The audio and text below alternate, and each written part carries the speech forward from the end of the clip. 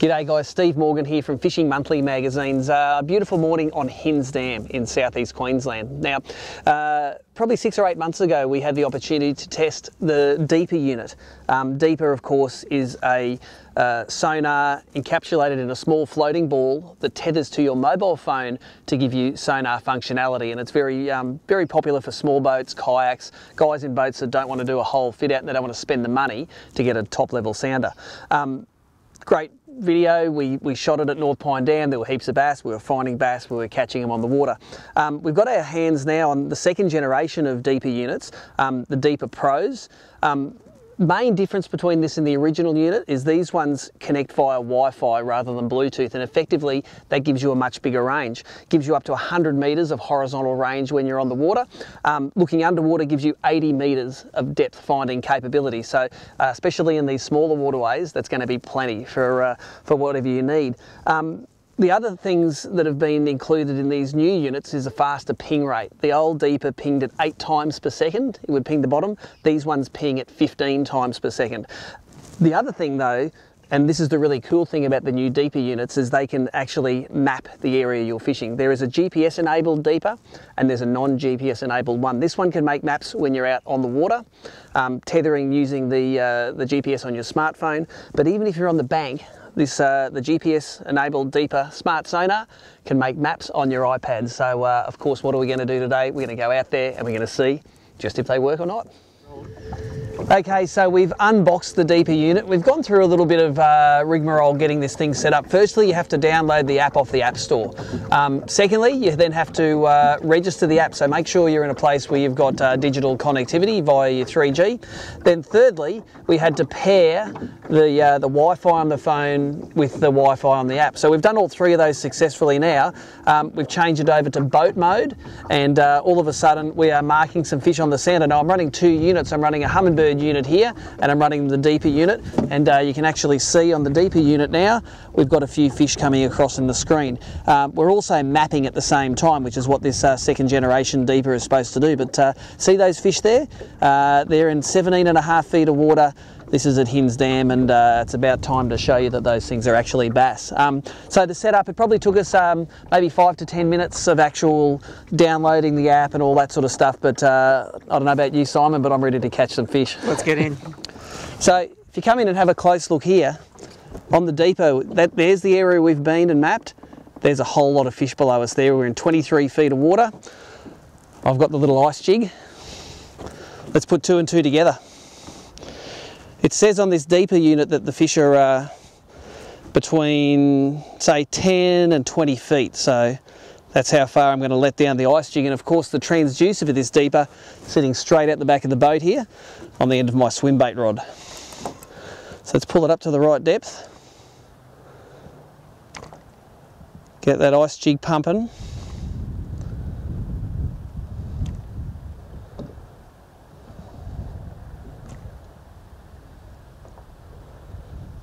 And I suppose one of the cool things about the Deeper is the fact that because it's on your rod, you're not constantly having to look down at your fish finder, which is in the boat. And that's something I didn't think I'd be doing.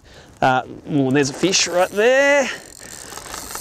And I didn't think I'd be watching it on the rod as that fish ate the lure. And there's actually plenty of fish down there now sitting under the boat. You never know these things until you try them out. The other thing I think is really cool is that map. And I can see these fish are sitting in that on that edge between 15, 20 feet. Come here, mate.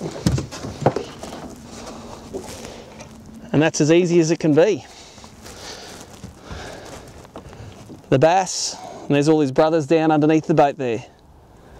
So if you've got a small kayak, small boat, you don't want to spend big money on a big screen sounder, all I can say is use the Deeper and you will definitely find fish, and after that, well, it's up to you to catch them.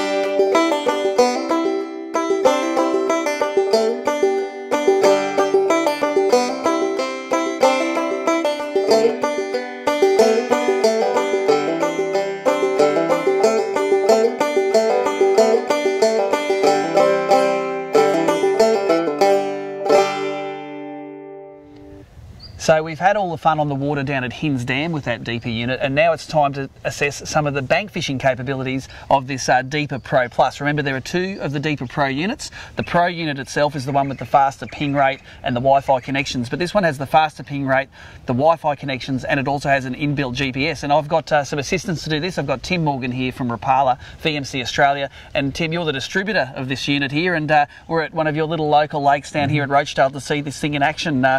Just take us through, if I've got a deeper unit and I want to set it up from the bank, not the boat, what sort of settings do I need to change? Well, firstly, you need the Pro Plus with the inbuilt GPS. Yes, has to be the Plus.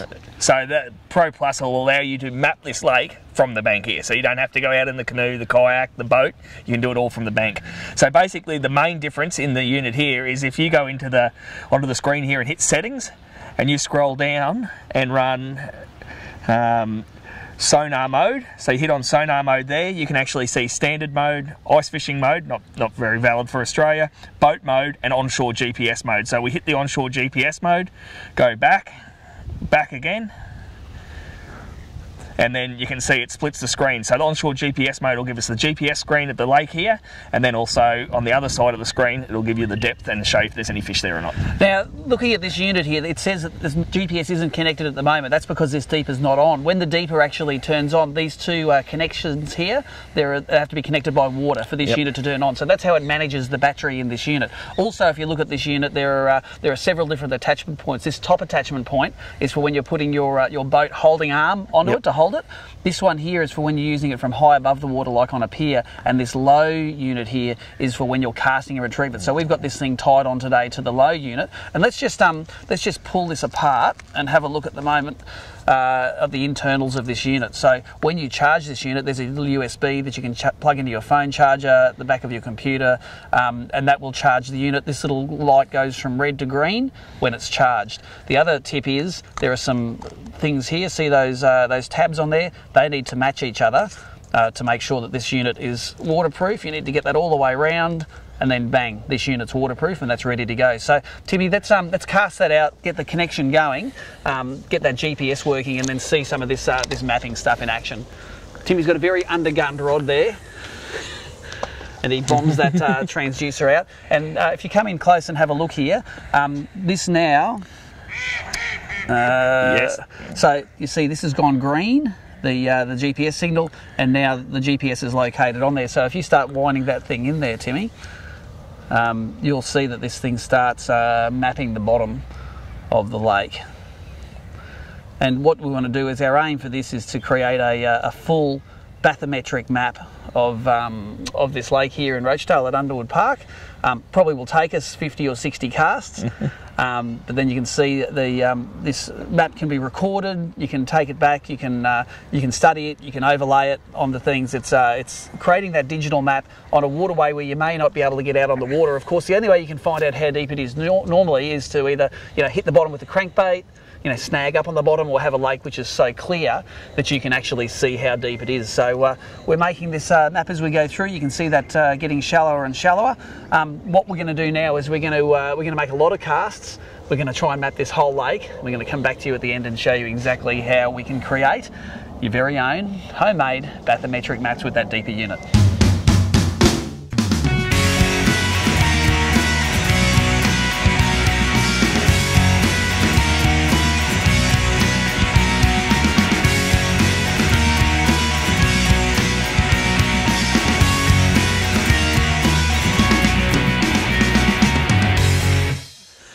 So we're just moving up the lake a little bit. We've stood on one little pontoon and mapped that half of the lake. So we're coming down the little walkway here and try and map the other half of the lake so we can find out where the deeper holes are and where the fish are actually sitting. Okay, so we've probably spent the last, I reckon, about hour, I suppose, mucking around on the water and creating maps. And to make the process simpler, we actually did it with two different outfits. We both had the Deeper Pro Plus with the GPS. I rigged mine on a big swim bait rod, and I was by far the furthest caster with that thing. On a light spin rod, it doesn't throw as far. You can probably throw halfway. You're more lobbing. You're more lobbing, whereas this thing, you're powering it. A couple of myths I can dispel. Yes, you can get them snagged. I got it snagged in a tree over there, but with the brute force of that swim bait rod, I managed to pull it out.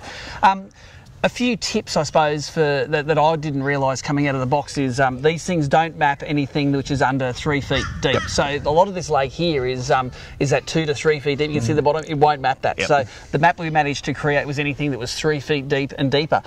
But I think that the creation of the map was pretty cool. You can see that there's no real old watercourse running through this thing. There's a vague sort of channel, and that matches with the swampy sort of country, which is upstream of there.